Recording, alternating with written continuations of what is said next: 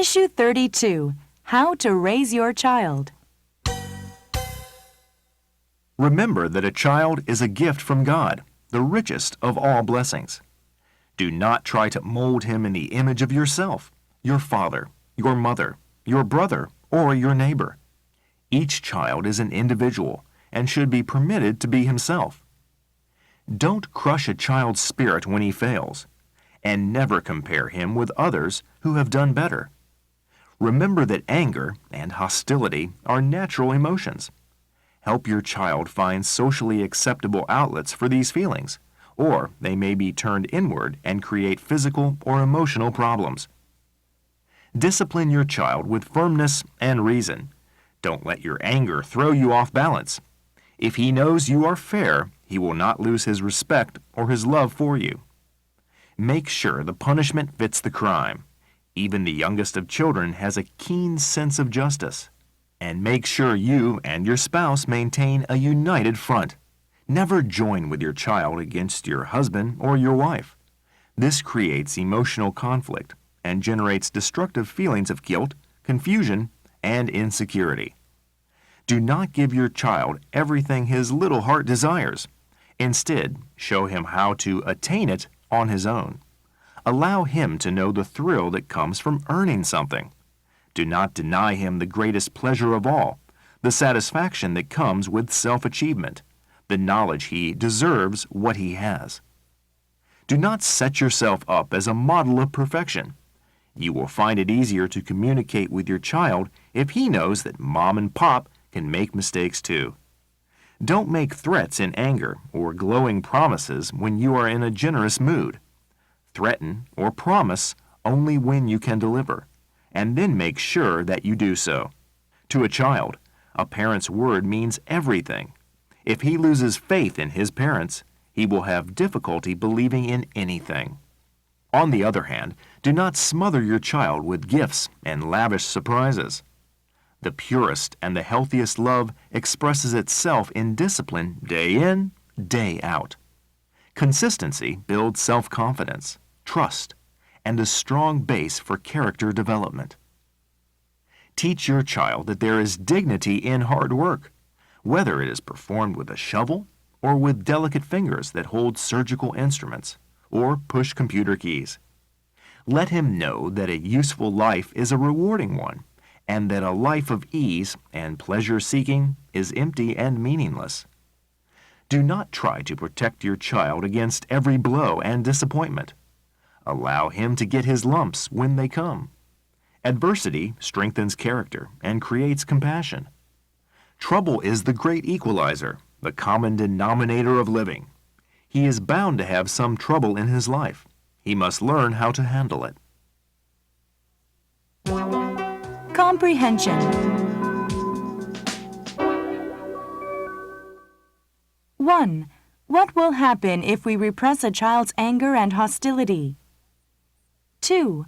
What role does adversity play in character development?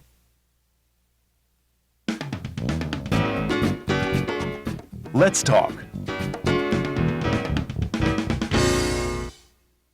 1. What attitude is the most important for your child to learn from you? 2. What attitude do you most want your child not to learn from you? 3. How hard is it for you to avoid comparing your child with others? 4. When should you praise your child? 5. When should you criticize him? 6. When should you give him a present? 7. What is your rule about giving pocket money to children? 8. Do you think your child loves and respects you? Why or why not? 9. What is your recipe for raising a child? 10. What worries you most about your child? 11. What life philosophy do you want your child to have?